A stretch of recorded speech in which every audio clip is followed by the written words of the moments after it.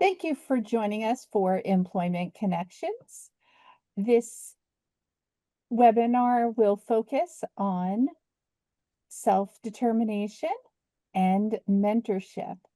Our guests today are Katrina Debris from Empower VI and Lee Huffman. And would both of you like to introduce yourselves? Lee? Sure. Thank you, Lori. I'll go first. My name is Lee Huffman, and I am the low vision product manager for the American Printing House for the Blind. And what I basically do is help bring in new low vision products and some blindness products as well to APH and make those available to our customers.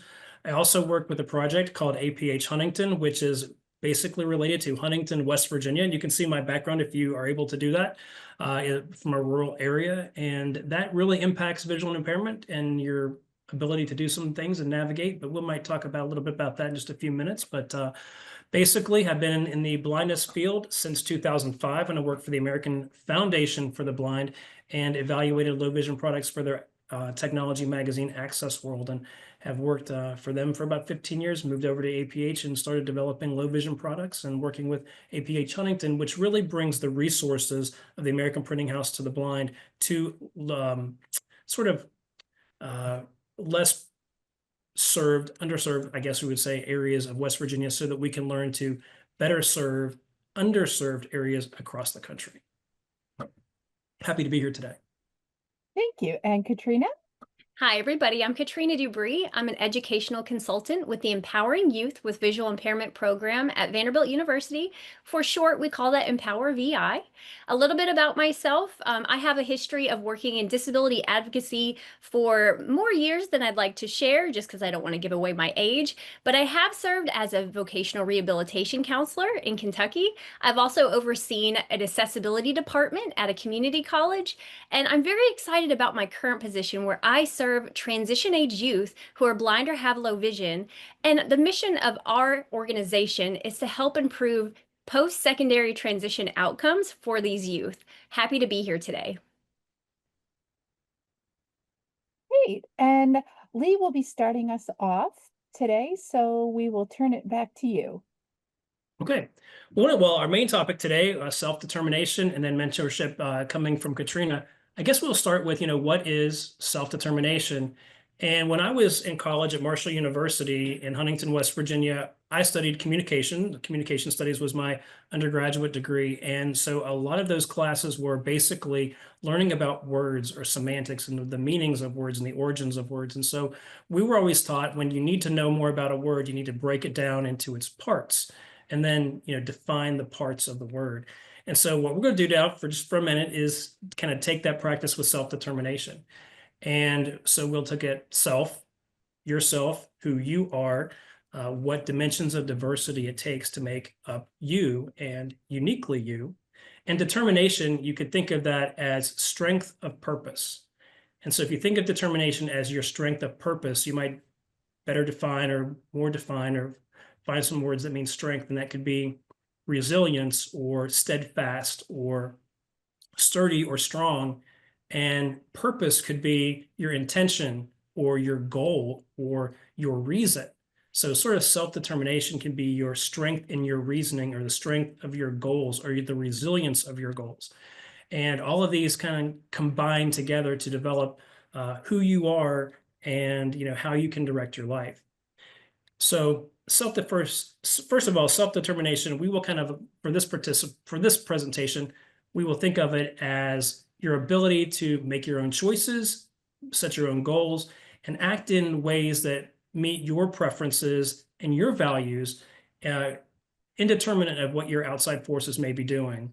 It is really a central value of education and personal development, and it will directly impact your motivation, your confidence, and your overall success in your life.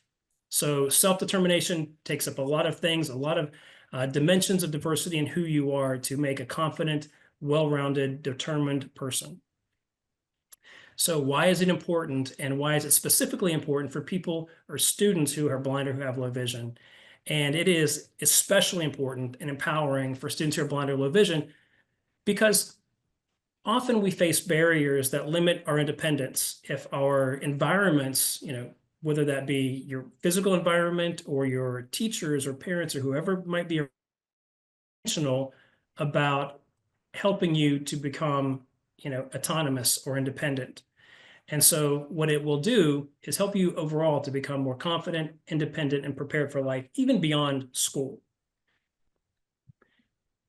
Students with visual impairments often rely on support systems, and we all have to do that to access school materials, to navigate our environments and ask for accommodations. And while we absolutely have to have these support systems, they can unintentionally, impact our ability to solve problems, to make plans, to create goals, and advocate for ourselves, which are all parts of self-determination. So what happens, and I can give an example of this, a couple of years ago, one of the parts of the job I did was we ran a camp for transition age students, about 14 to 18 in West Virginia. And part of the idea was we went to a hotel and learned to navigate that and to be independent. And one of the students, it was a 17-year-old young man from West Virginia, and he came and I was going to show him where his room was. And he brought his suitcase. I said, all right, where's your things? Let's get these things put away. He says, well, here's my suitcase. And I said, well, okay, what do you have? And he was like, I don't know. And I said, what do you mean you don't know? And he said, well, my dad packed it for me. I said, okay, well, what did you bring? And he said, I'm not really sure. Let's find out. And so he did not pack his clothes. He did not know what he had. He didn't know how to organize them. He didn't know how to put them away. He was super smart. He was very articulate, intelligent, and great with technology, but didn't have those skills. And so unintentionally, and with the best of intentions, his dad had done it for him. And so what part of being self-determination is at a point where you advocate for yourself and say, hey, Dad, I need to know what I have. I need to know how to organize my clothes. Teach me how to do that so that I can do it for myself. And that is an example that I can, kind of give to everybody as, what is self-determination and how do sometimes outside influences impact our ability to learn to be independent. And that can be one of them when someone outside of yourself isn't intentional about helping you to become independent. So fostering self-determination is super important, and it can help you to take charge of your education and your goals. It can help you advocate for your needs, whether that be an accommodation or an assistive technology piece that you need for your school or for your work. It can build confidence in unfamiliar environments, because we will all be in unfamiliar environments from time to time, whether that be a new school, a new dorm room, a new job, a new part of town. We will all need to be able to transition from one area to the other with confidence. And it will help you to transition in big life areas. For example, being able to transition from high school to work, or high school to trade school, or college to work, or college to something else, or additional schooling. Being able to adapt to those changes is super important, and self-determination will help you through all of those. So what do experts say about self-determination? And it's really important when you think about, what do experts in the field say about self-determination and how it impacts your life. I have a couple quotes that I do want to read to you. And this is from Karen Wolf and Stacy Kelly. So they say, self-determination is one of the strongest predictors of success in employment and independent living for people with visual impairment or who are blind. And that is Karen Wolf and Stacy Kelly from the Journal of Visual Impairment and Blindness. Another quote, students who develop self-advocacy and decision-making skills are more likely to pursue higher education and meaningful careers. That's from the American Foundation for the Blind, AFB. Another quote, self-determined individuals with visual impairment are not just surviving, they are thriving in college, jobs, and community life. And that's again from Dr. Karen Wolf, specialist in transition education for blind and low vision youth. So these experts in the field of blindness, specifically related to blindness and transition, all emphasize the importance of self-determination in not only today and the decisions that you make today, but how each of those small decisions you make today will ultimately impact your future. So you might think about self-determination and say, well, how do I build my self-determination, I'm going to go through a series of 8 activities that can help everybody to develop a higher level of self-determination and really make sure that from wherever you are today, and everybody's at a different place today, build from where you are to be able to have higher levels of self-confidence and self-determination to impact your future. And one of them is goal setting and plan making. So what happens is you can't be a great planner just by making one plan. And so if you could set up a situation where every week you create, a plan for yourself or specific goals for the week, that's a great activity because it encourages you to have ownership of all the decisions that you make and all the plans that you make. And it teaches you how to make small steps turn into goals. So if you have a goal for the week of, learning to navigate a route from one part of your school to another, you might learn, the first floor, and then the next couple of days you might learn the second floor, the route to the second floor. And by taking the opportunity and the time to develop, okay, here's my goal, what are the steps that I need to reach that goal? And you do it time after time, consistently, those decisions and the plan becomes easier to make, the decisions become easier to make, and the goals become easier to reach. The more you do it, the better you get. Self-advocacy role playing is another one I think is super important because a lot of times you are your best advocate and you know what you need better than anybody else. And so a role-playing situation may be something like sitting down with a parent and pretending that they are your teacher, where you need to say, in this classroom, I need to sit in the front row so I can better see the board. Or maybe it's something like, for this particular activity, I need to use a video magnifier to help me answer these questions.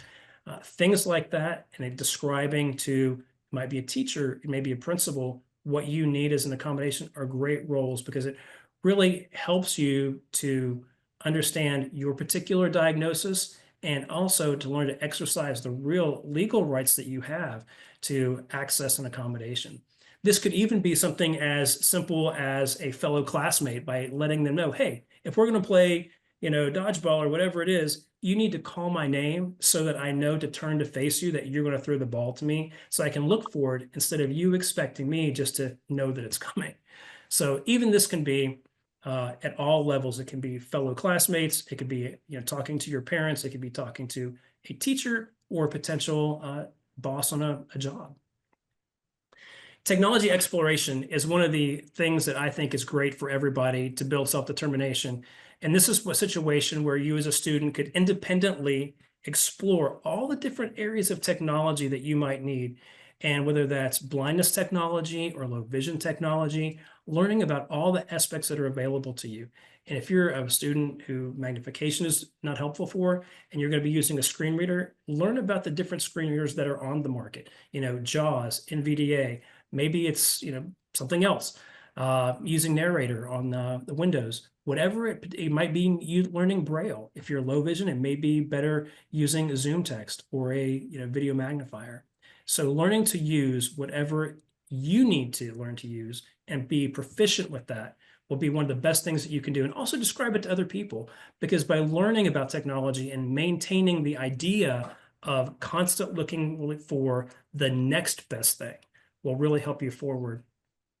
It may be a piece of technology, and it can even be an app. It can even be like using VoiceOver on your iPhone or TalkBack on an Android phone to become proficient in that. So there's all different types of assistive technology and different ways of becoming proficient that relates to the tasks that you need to accomplish.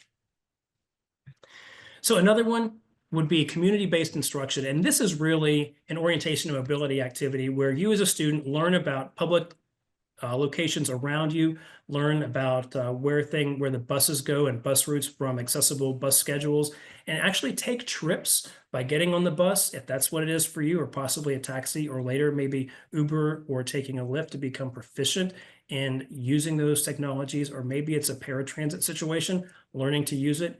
And when you get out of the car or off of the bus, how do you get from that particular place to the place you need to go? And what technologies or what other tools, maybe a white cane or a dog guide that you will be using to navigate where you need to be. And what happens is when you do that, you build, number one, problem-solving skills, because there's nothing worse than getting out in a place and you have no idea where you are. You learn very quickly about how to maybe ask for direction. Can you tell me where I am and what's the nearest intersection? Asking for assistance or using a tool to learn where you are and better navigate where you need to go. So when you do this a few times and you really think, hey, I need to really practice this because I really got mixed up. When you do that and you learn how to figure out where you are and how to get to where you need to go, the act of actually going somewhere independently doesn't become as daunting because you will know what tools you need to use to make those situations happen. If you're in a situation where you're in an IEP meeting, I really encourage every student to become very involved in that because, I think it's very important to be able to speak about what you need and what you want to do, what your preferences are. If you're in middle school or high school and have the opportunity to maybe choose some of the classes that you're taking, it's great for you to be able to speak up and say, hey, I would prefer this class over that one, instead of allowing someone to make that decision for you. Being able to, speak to what you want to do and what accommodations you need to adults or to anyone else is making decisions on your behalf really shows a level of maturity. You have to be thoughtful in what you say and how you present it. And those things are very important and can help lead to higher levels of self-determination.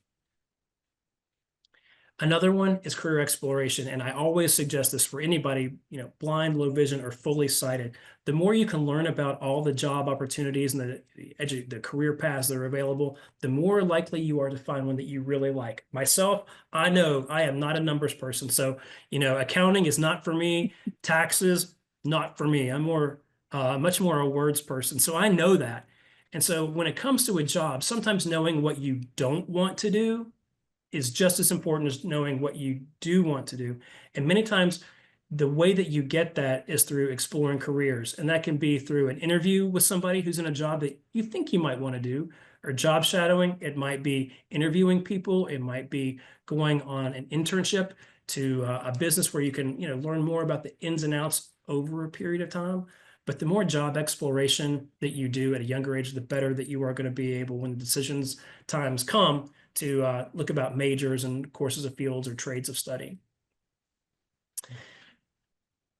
Another one is a daily living skills practice. And I cannot emphasize this enough. And this is probably one of the things that people don't want to do the most. This is where you talk about, learning to cook and learning to clean and take out the trash and do the laundry and iron a shirt or a dress or whatever it may be to support your life. And this is really all the activity of daily living is what supports all the educational pursuits that you do. So whatever study it is in high school or whatever it is at a trade school or college or whatever it comes for you as post-secondary education, and getting out to the situation or places where you're independent, whether it be a dorm or your first apartment, all of these daily living activities are what is going to support everything else that you do. And so the last one is mentorship. And I think this is fantastic. And Katrina's going to talk about this in just a couple of minutes. But finding a person, this could be an adult, it could be an older peer who is blind or low vision and is successful in ways that you want to be successful, would be great to learn from, because you can't make all the mistakes yourself. And it's better not to reinvent the wheel, because what happens when you have a mentor, you can go to them and you can say, hey, this is the situation I'm dealing with. Have you ever encountered this? And they may say, yes, I have. And this is what I did, and it did not work for me. Here are some suggestions from my life experiences that may help you. And you can learn from their success. You can learn from their mistakes so that you don't have to make all those mistakes yourself. And you build from their level of knowledge instead of maybe starting at a level that you don't quite have yet. One of the mentors that I had very early on in my career was somebody who helped me, because I was always not always the most professional the way I would reply to an email. And I would have a little extra tone in the email that shouldn't be there, or sarcasm in an email that shouldn't be there. And, sometimes that was the way I was. And he said, Lee, what are you doing? Why would you respond to that? He said, what is your goal with that encounter? What's the goal with that email? Is it to show somebody up for not doing their work? Is it to cast blame on somebody else for a project not coming together? Or is it to get the project back on track and move it forward? And I would say, it's all those things. I want them to know they didn't do their job. But he said, well, that's not your ultimate goal. What your goal is to get things back on track and move it forward. People will read this because you never know who it gets sent to. It may be sent to your boss or your boss's boss. And what you want in print And to be documented is your professionalism and your, sound way of thinking and suggestions toward a positive outcome. That's what you want to be documented, not an attitude, not a tone. And that can be as detrimental as a positive message can be helpful to you. So that's one thing that I learned from a mentor. And another thing that I learned from a mentor a long time ago was really to show appreciation. When someone does something for you, to number one, a thank you note is imperative.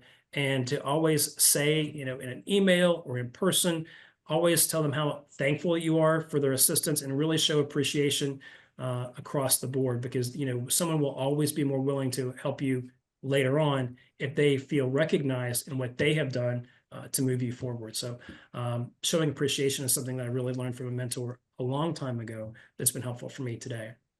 And I think we'll kind of roll into some of Katrina's ideas about mentorship, and she can take it from here.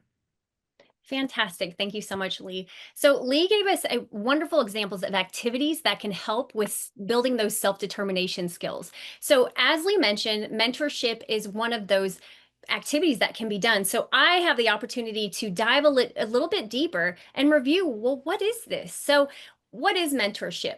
Basically, mentorship is when someone that possesses knowledge or wisdom helps to support someone who is looking to gain that knowledge or wisdom. And this can occur in a couple of different platforms. So for example, it could be group mentorship, where you have one person that has the knowledge and they're discussing it with a whole group of people who ask questions and who need that guidance. It can be one-on-one. This could be if you start a new job and you have someone that's been there for a couple of years and they provide one-on-one support to help you understand how to learn the job and how to be successful in the job. In terms of format, mentorship can be in person or it can be virtual as well. And as far as, okay, so what are the goals of mentorship? The goals of mentorship can vary. As I mentioned before, if you're at a new job, the goal could be to learn that new job and become proficient at it. Maybe it's learning a new skill or just getting new information about a product or service. A big part of mentorship is that the mentee and the mentor are going to work together and there's going to be goal development. And hopefully by the end of the mentorship experience, that mentee is going to reach their goals. I would like to share a little bit more about what are some of the benefits of mentoring. So, for example, when you have a mentor, you're broadening your social network. And that is very important, especially for transition age youth who are, stepping into maybe their first work experience, maybe they're in higher education. Building that network is so important. So to work with someone, whether it's one-on-one or in a group situation that understands, all right, I know that you came on time for this mentoring session. I could always depend on that. I know that you followed steps. So you were dependable. These are all things later on down the road. These could be professional references when you're applying for a job. So one thing that mentorship can do is help build that social network. And it's not just for work. It can also be the social aspects as well. It's wonderful to have somebody that understands maybe a similar frame of life, a similar frame of reference, and so to speak, has walked in your shoes and can kind of meet you where you're at. So it's nice to engage in mentorship, especially if you want to broaden that social network. So another thing, just like was mentioned before, mentorship is a great way to build your self-determination skills. And sometimes it's helpful to have someone that's cheering you along the way and challenging you to push yourself and better yourself and advocate for yourself. So mentorship is a fantastic platform for that. Now, with the Empowering Youth with Visual Impairment program, which is the program that I am lucky enough to be a part of, we have a mentorship program. And I'd like to share a bit more about our program with you, just so we can kind of take this idea of mentorship and turn it into possible next steps or tangible examples. Our program is a virtual program because we hope to serve people all across the United States. And what that has done is it has created a platform where we connect adult professionals who are blind or have low vision with high school juniors or seniors across any of the US states. And that has been fantastic in terms of connection.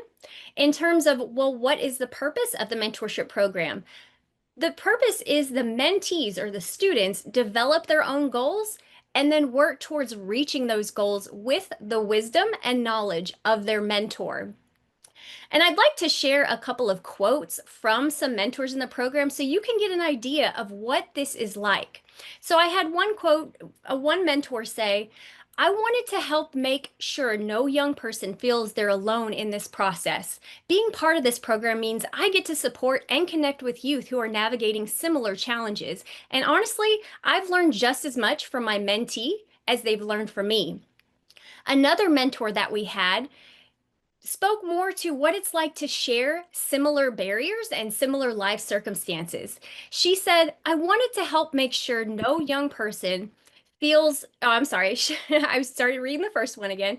So this mentor was talking about similar shared experiences. She said, "Although people may be able to sympathize and empathize with you, unless you're actually walking in the shoes of someone who is legally blind, visually impaired, or has no sight perception, you truly don't understand what the daily walk is like. So having someone you can connect with who can understand some of the things you may go through, like everybody's diagnosis may be different, but some of the things that we experience may be the exact same.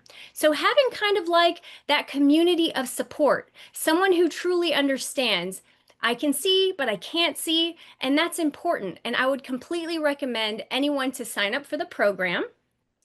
I also want to share from a mentee, a young person that participated in this program, and she shared about some of the goals that she achieved for herself. She said, "Some of the goals that I accomplished during this program are, I've learned a lot about ECC skills, and that's expanded core curriculum, and I know a little bit more about how to prepare for college." She also said, "I would definitely recommend the Empowering Youth with Mentoring program.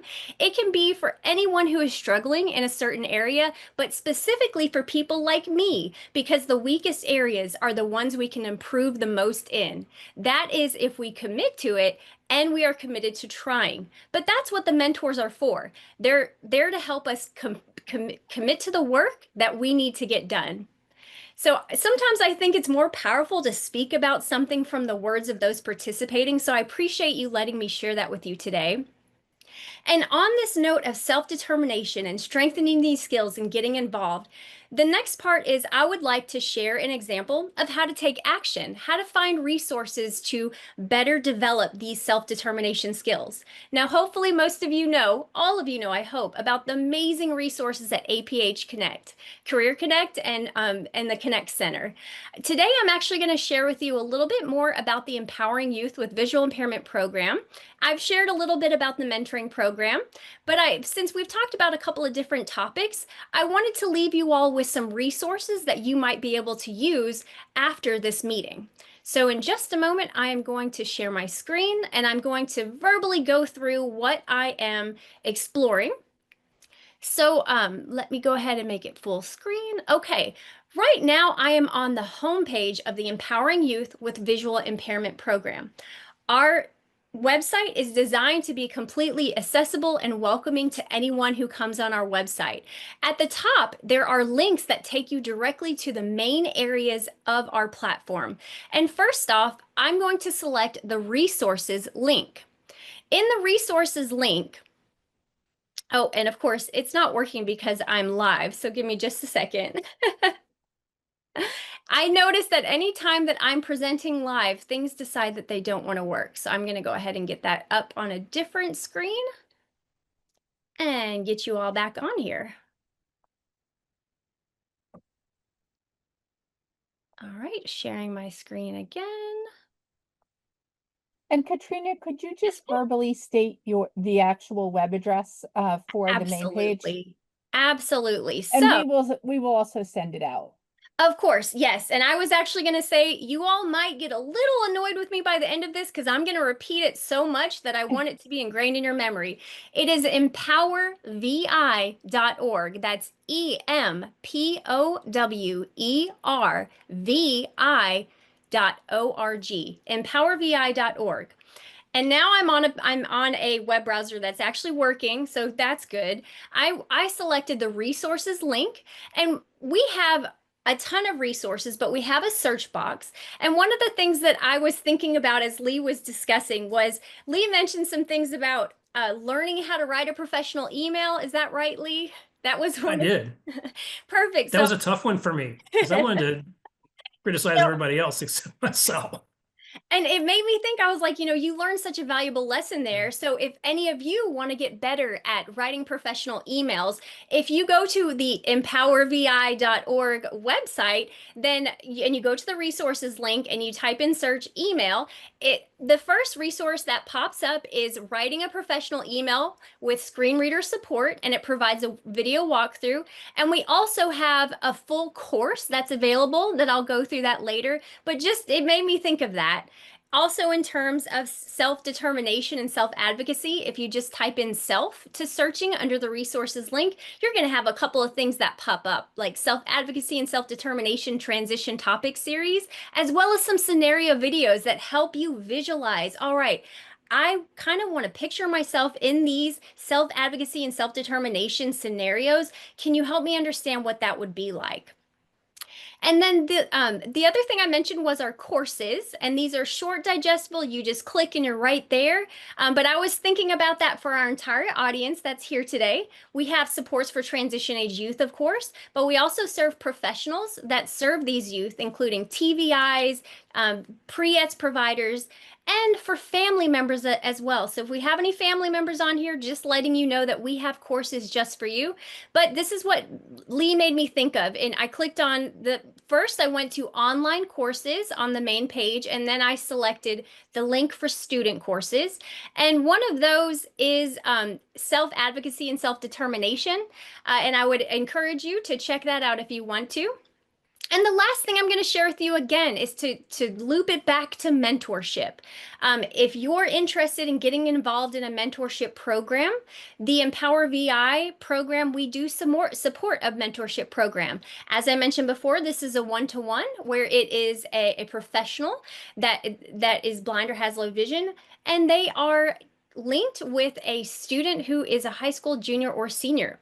We will start recruitment for this in March 2026, and our program runs. We do all our training over the summer, and then at the start of that August semester, we really dive into the program beginning again. So all this to say that if you're thinking about, I'd like to get involved in mentorship, there's several options out there, but I wanted to give you an example of one. And again, this is at empowervi.org, and you navigate to the mentorship link, and more information is on that page. So I really appreciate everyone letting me just share that a little bit. I always like when we talk about fantastic activities and ideas to give some tangible resources so that you can get active after this presentation.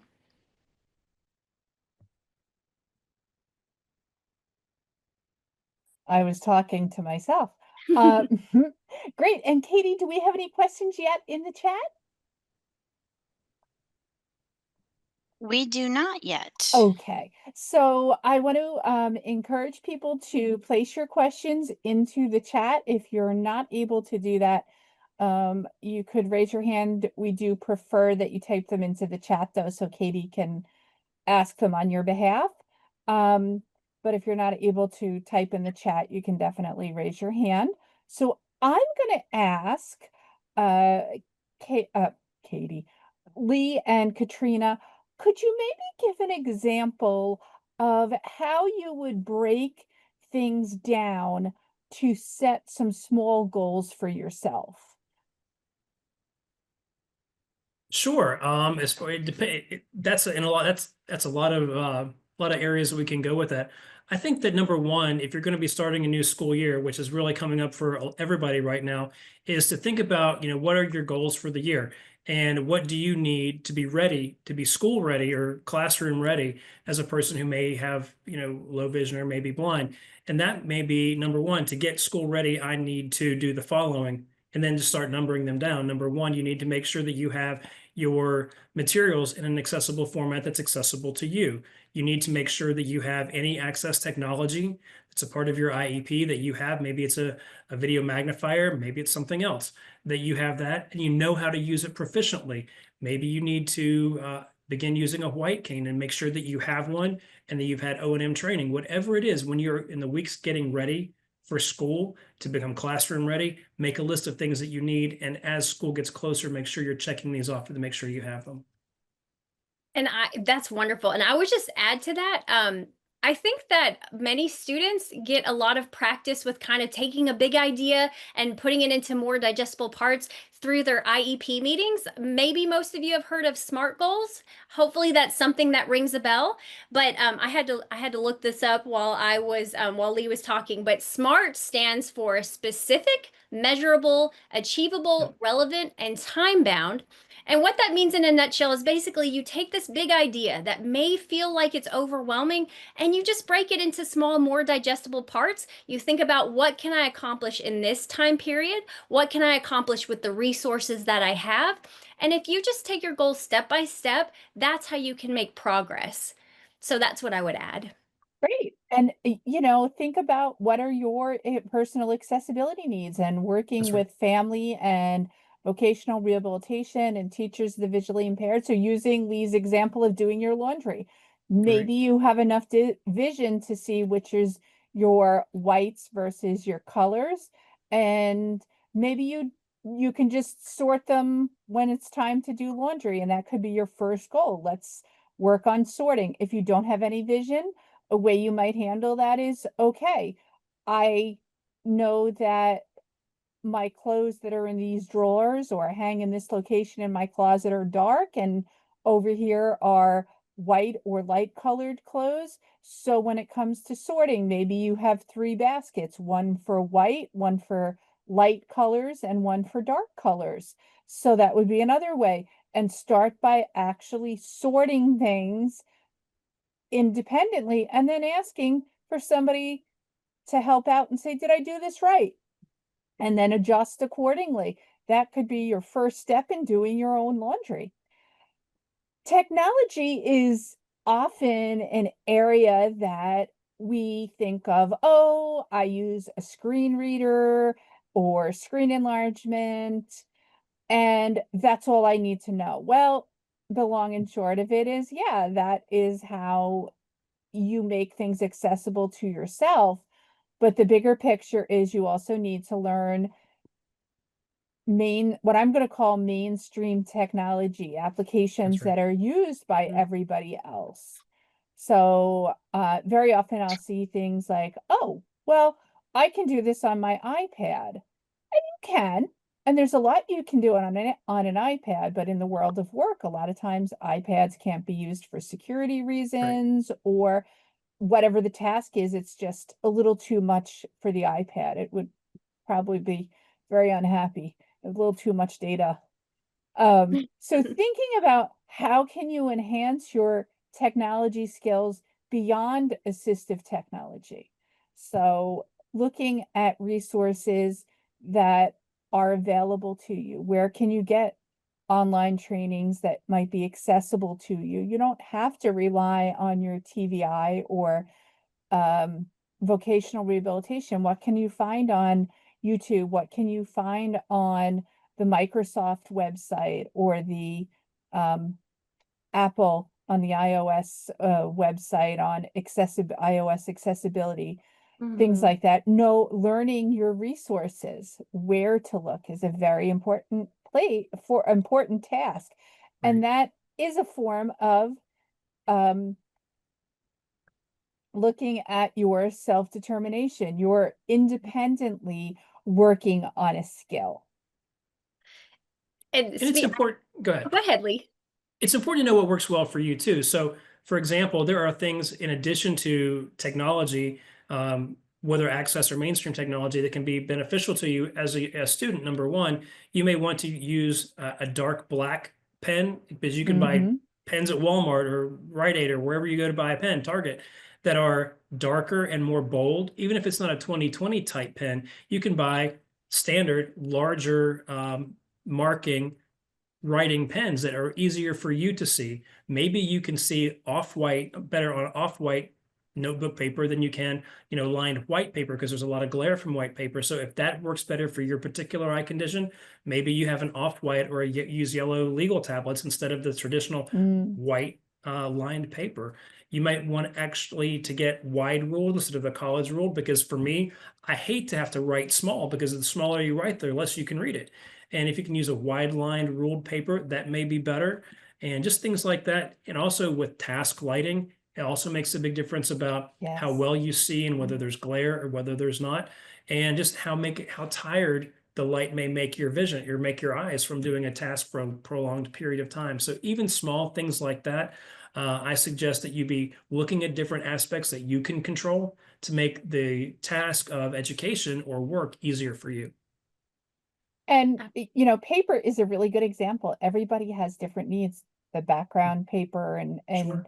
the thickness of the lines, the spacing of the lines, how can you Right. comfortably write? And nowadays, I know people that print their own graph paper because that way they can see it better. And when they're working on graphing things, they're not using those little, I don't know what it is because I've never seen real graph paper, 1 inch by 1 inch squares. Maybe they're even smaller than that, but they're They're working, smaller, yeah. yeah, they're working on graph paper that they can visually see. Changing from an 8.5 by 11 piece of paper to maybe legal size so that, Right. yeah, the squares are bigger, but you still have more real estate to work with. So be determined and think about how can you make something accessible. Talk it through with people. That's what professionals are here to help you with. We don't expect you to always know what you need, but talking it through with somebody is really important.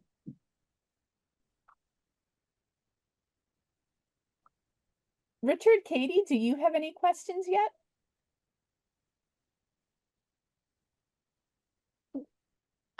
This is Katie. I would just say, just talking about that, that self-advocacy piece and, again, as I think Lee mentioned earlier, practicing those conversations if they're new to you or if you haven't done them much.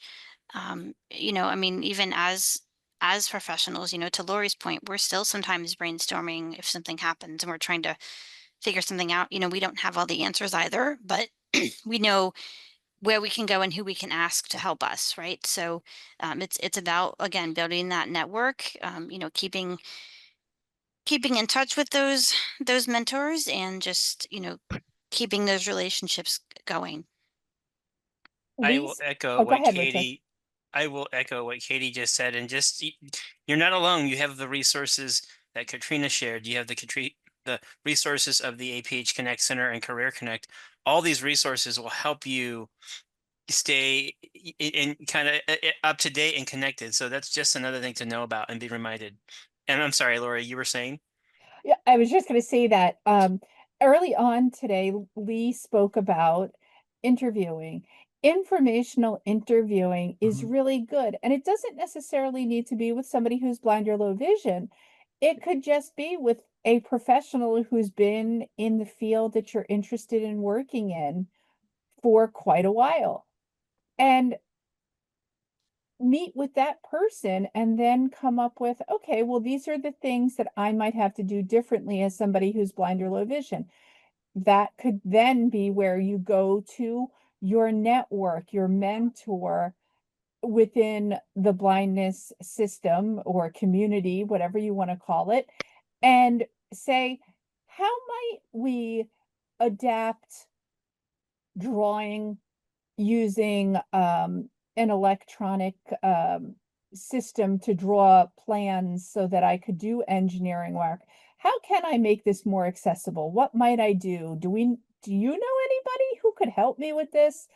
Coming up with alternate ways of making things accessible and usable and workable.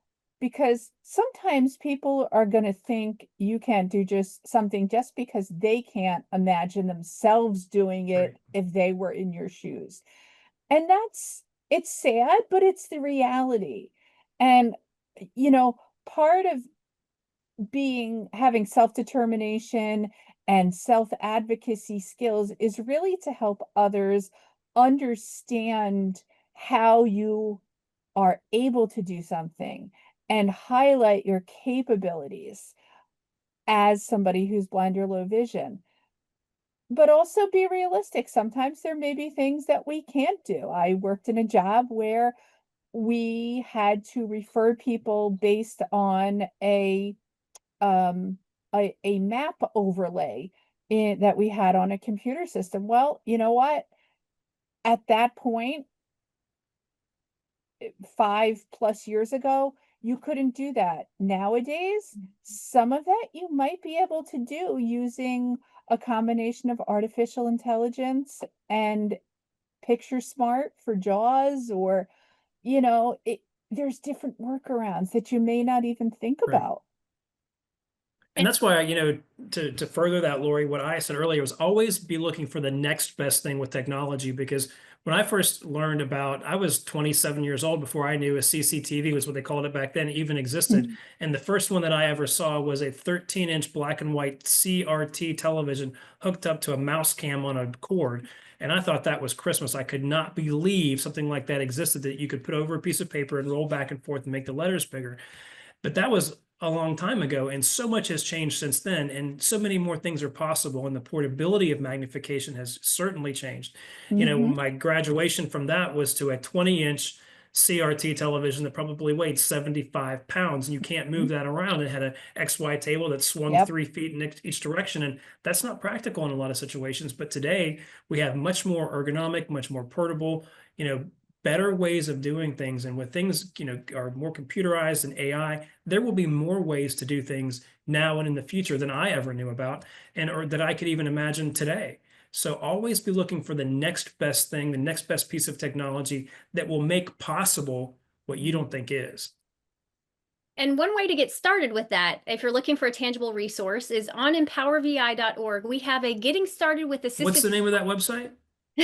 empowervi.org, and Okay. we have a getting started with assistive technology. So if you're like, okay, I hear what they're saying, but I'm not sure what my next steps are, start there. That whole document links you out to different providers of different types of AT, and they do the assessment to help you figure out what's best for you. And also, Lori, if it's okay, I wanted to piggyback off of something you were saying earlier about, getting with someone, getting with a mentor or someone that has experience in something that you're interested in. In the Q&A section, we had a comment from Jeanette that says, comment from an old retired sighted engineer. When I see a young person who has never encountered the kind of work I enjoy doing, they might be potentially talented, continue that. But if the young person is not exposed, they can't possibly reach toward it. Find a mentor who offers shared experience that you are attracted to. And that's such a valid point. That's such a good point. Sometimes we just need someone who has the knowledge, or maybe is a little bit older than us if we're young folks, to let us know what's possible. And sometimes just by meeting someone who's in a career field or doing something that you never imagined yourself to do, by meeting someone that's doing it, that changes your whole reality, because then it's like, you know what, maybe I can do this. So I thought that that was an excellent point, Jeanette. And of course, I'm going to give you another resource from empowervi.org, empowervi.org. We have a resource called Expanding Employment Horizons, Inspiring Futures for Blind and Low Vision Youth. This document outlines different careers that professionals who are blind or low vision are thriving in. It also highlights the APH, it highlights the APH Connect Center career conversations. So I want to just put that in there. But that's an Thank excellent you. place to, yeah, absolutely. That's an excellent place to start. If you're a young person and you're still kind of getting to know your own strengths and your own interests, look what other people have done and encourage yourself. You can do it too. That's right. I want to speak to, if I have just a minute, just to speak to the rural aspect of, where I'm from in West Virginia, and other people who live in rural areas across the country. What I've told people, because at one point I was teaching, and students, they were adults, but they didn't want to leave where they were currently living, maybe in a rural area, and come into a city. I'm like, sometimes you've got to get out of the woods. And what I mean by that, in the most respectful way, is sometimes you have to change where you live to open up opportunities for yourself. Because maybe if you live in a rural area, number one, there is no sidewalk, there is no crossing with a stoplight and an accessible pedestrian system so that you can learn to navigate independently. Maybe there's no access to transportation, and that will be detrimental to your future. So, being able to have good O&M skills and a place to be able to practice those and perfect those as much as possible, maybe that means moving from a rural area, at least into like the next closest town, so that you can practice that O&M skill, so that you'll be able to access public transportation or possibly Uber or Lyft and get to a store and get to a school or a job that maybe living further away from that would prevent you from doing. Also, access to the internet, which is mandatory today, whether you're just going to be living at home or, working from home is a possibility Mhm. today, which it was never. I work from home every We all day. work from home. And so, that's an opportunity many times, which is, maybe not thought of. If you don't have access and reliable access to the internet, you can't work from home. So living in a situation where you create an accessible life for yourself is super important. And when you have good O&M skills, excellent computer skills, and you are proficient in your technology needs, there's really nothing you can't do. If I could just add to that, also regarding rural areas, get creative. Find Mhm. out, as a young person with a disability who, and this would apply to individuals probably 18 and over, what resources are out there for senior citizens? Very often, people can find those resources and sometimes work within that same system. Yep. Of course, it does depend on, sometimes those systems cannot serve individuals that are not seniors, but sometimes when they learn there's a need, it's amazing what might come to fruition. Also maybe developing a volunteer network of people who are part of a community organization, a Lions Club or something. Maybe you have something one day a week you want to go to. Right. Instead of relying on your parents, is there a civic organization where they can alternate, with somebody picking you up and bringing you to the local library so you can participate in a book discussion, with sighted people. Go to maybe an adult continuing education class at a local school district. Great All point. those things are very important, and becoming more creative, like Lori was talking about, is great. And even just asking, sometimes you don't know what's possible until you begin asking. And if it's an agency like she mentioned that normally works with elderly people or senior citizens, you can say, well, is there an opportunity that you could work with people like me who are visually impaired? Is there an opportunity for that? And maybe they will think, well, we've never done it before, but there's no reason we can't. And so even just asking the question can open a door for you. Mhm.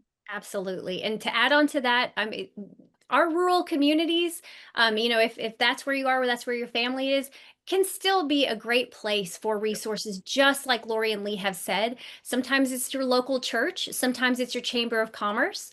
If you are interested in kind of exploring or thinking about what could I lean on in my community, there is a course on empowervi.org. It's under the family courses. It's called Informal Community Supports. We also have a version of that on the professional page, which is outside agencies and informal community supports. But just a way to get you thinking all these lovely points that Lori and Lee have made, where you can think about yourself and your own community, no matter how rural, and think about how you can grow and thrive and promote yourself in that community. One thing, if there happen to be any parents watching, I would encourage all the parents, number one, to be as supportive of independence of their child or student as possible, encouraging to do more than the student even believes they can do. And sometimes as a parent, you might have to bite your tongue or bite your lip, or to let them go out and do something that you may think might hurt them, just so that they will learn what to do in those situations. There was a lady that I used to work with at the American Foundation for the Blind. She was in their California office, and she would let her kids go out and play with all the other neighborhood kids. And the parents would talk about her and say, can you believe she does that? Can you believe she lets him go out and run the street and play and ride a bike when he can barely see? And one of them confronted her one day and said, aren't you afraid he's going to get hurt? Aren't you afraid he's going to fall? And she said, I'm afraid he's not going to get hurt. I'm afraid he's not going to fall, because he needs to learn from getting hurt. He needs to learn from falling like every other kid. And her son was the first blind attorney to present to the California State Supreme Court. So Ah, that type of mentality is beneficial to students or kids growing up. They need to know that their parents believe in them, believe in their independence, and encourage it. So that's my message to parents today. thank you, Lee and Katrina. Any last minute, well, first of all, if you have a quick question, feel free to type it in the chat. We probably have like 1 or 2 minutes left. But Lee, Katrina, any last minute final words? I My just final words would be believe in yourself and whatever Mhm. you can dream. I mean, at APH, we have 4 personas. What is access warrior, dream believer, barrier breaker, and change maker? And sometimes we wear all of those hats, and every student listening to this can be one of those. I love that. I think in chat it's saying for us to provide the close codes. Okay, I was just gonna get there. Well, thank Great. you guys. I appreciate your Yeah. participation.